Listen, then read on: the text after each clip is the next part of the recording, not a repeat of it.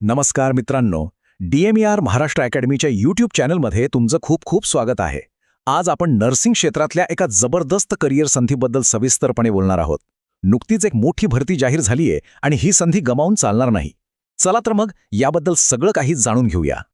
आजच्या या विश्लेषणामध्ये आपण काय काय पाहणार आहोत तर सगळ्यात आधी जागा किती आहेत, मग त्यासाठी कोण पात्र आहे, अर्ज कसा करायचा, निवड प्रक्रिया कशी असणार आहे आणि हो परीक्षेचा पॅटर्न कसा असेल हेही समजून घेऊ. चला तर मग थेट सुरुवात करूया. तर सगळ्यात पहिली आणि सर्वात मोठी बातमी, डॉक्टर राम मनोहर लोहिया आयुर्विज्ञान संस्थेमध्ये ही भरती निघाली आहे आणि खरंच ही एक सुवर्ण संधी आहे. आकडा बघा, तब्बल 422 जागा. नर्सिंग ऑफिसर पदासाठी इतक्या मोठ्या संख्येने जागा निघणं ही खरंच खूप मोठी गोष्ट आहे. अनेकांचं जे सरकारी नोकरीचं स्वप्न आहे ना, ते या भरतीमुळे पूर्ण होऊ शकतं. ही जी पदं आहेत ती गट ब म्हणजेच ग्रुप बी मध्ये येतात. आणि महत्त्वाचं म्हणजे ह्या पदांसाठी वेतन स्तर 7 म्हणजे पे लेवल 7 लागू असेल. याचाच अर्थ पगार एकदम आकर्षक असणार आहे. आता या 422 जागांचं वर्गीकरण कसं आहे ते पाहूया. अराखीव म्हणजेच अनरिझर्व्ड कॅटेगरीसाठी सगळ्यात जास्त म्हणजे 169 जागा आहेत.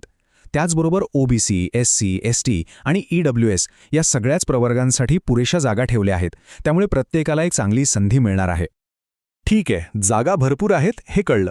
पण आता सगळ्यात महत्त्वाचा प्रश्न, या पदासाठी आपण पात्र आहोत का? कारण इथे 2 वेगवेगळ्या शैक्षणिक पार्श्वभूमीचे उमेदवार अर्ज करू शकतात.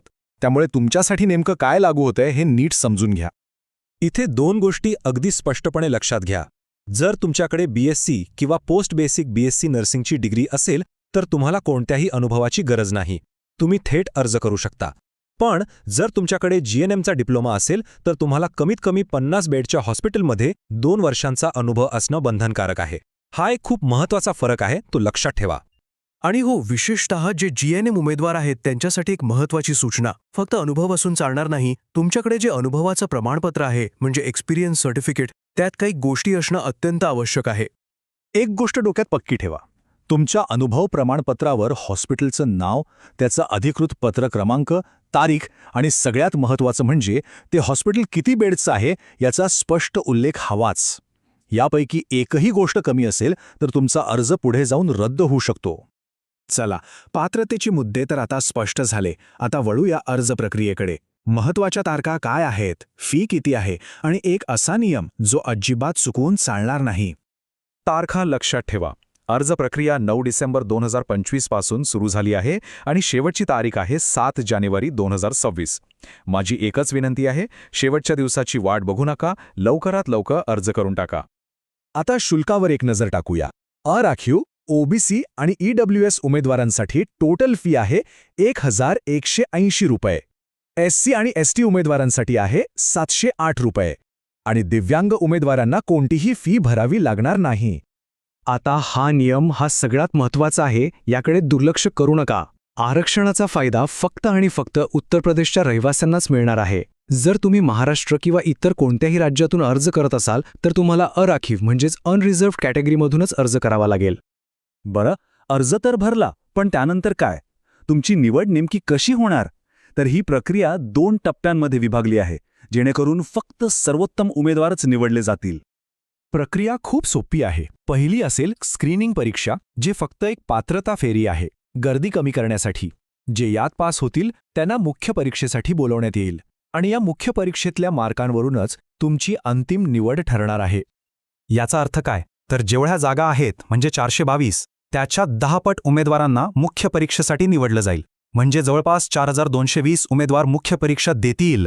स्पर्धा नक्कीच तगडी असणार आहे, तयारीला लागा. आणि आता येतोय सगळ्यात महत्त्वाचा मुद्दा, परीक्षेचा पॅटर्न कसा असेल. इथे एक चांगली बातमी आहे. स्क्रीनिंग आणि मुख्य परीक्षा या दोन्ही परीक्षांचा पॅटर्न आणि अभ्यासक्रम अगदी सारखाच आहे. परीक्षेमध्ये गुणांची विभागणी कशी आहे ते बघा. 60% प्रश्न हे तुमच्या मूळ नर्सिंग विषयांवर असतील, म्हणजे तुमच्या अभ्यासाचा गाभा. आणि उरलेले 40% प्रश्न हे सामान्य विषयांवर आधारित असतील. हे जे 40 गुण आहेत ना, ते 4 भागांमध्ये विभागले आहेत. सामान्य इंग्रजी, सामान्य ज्ञान, रिझनिंग आणि गणित. प्रत्येकी 10-10 गुण. त्यामुळे फक्त नर्सिंगचा अभ्यास करून चालणार नाही, ह्या विषयांवर सुद्धा तुम्हाला लक्ष द्यावंच लागेल. आणि ही गोष्ट लक्षात ठेवा, इथे निगेटिव्ह मार्किंग आहे. प्रत्येक बरोबर उत्तरासाठी तुम्हाला 1 गुण मिळेल, पण प्रत्येक चुकीच्या उत्तरासाठी तुमचे पाव गुण म्हणजे 0.25 मार्क्स कापले जातील. त्यामुळे जे उत्तर 100% माहिती आहे तेच सोडवलेलं बरं. चला, आत्तापर्यंत आपण जी काही माहिती पाहिली त्याचा एकदा पटकन आढावा घेऊया. ही समजा तुमची फायनल चेकलिस्ट आहे. तर लक्षात काय ठेवायचंय? संधी मोठी आहे. तब्बल 422 जागा. पात्रता स्पष्ट आहे. BSc-साठी अनुभव नाही, GNM-साठी 2 वर्षांचा अनुभव लागतोय. शेवटची तारीख जवळ येतेय. परीक्षा 2 टप्प्यात आहे आणि हो, निगेटिव्ह मार्किंग आहे. या सगळ्या गोष्टी लक्षात ठेवूनच पुढचं पाऊल उचला. तर मित्रांनो, आता तुमच्यासमोर सगळी माहिती आहे. एक स्पष्ट मार्ग दिसतोय आणि एक मोठं आव्हानही आहे. तर मग या सुवर्णसंधीचं सोनं करण्यासाठी तुम्ही आजपासून तयारीचं पहिलं पाऊल कोणतं उचलणार आहात? विचार करा आणि कामाला लागा. तुम्हाला खूप खूप शुभेच्छा. जर तुम्हाला DMAR बद्दल अजून जाणून घ्यायचं असेल तर हा व्हिडिओ नक्की बघा आणि हो, DMAR महाराष्ट्र अकॅडमीला सबस्क्राईब करायला विसरू नका.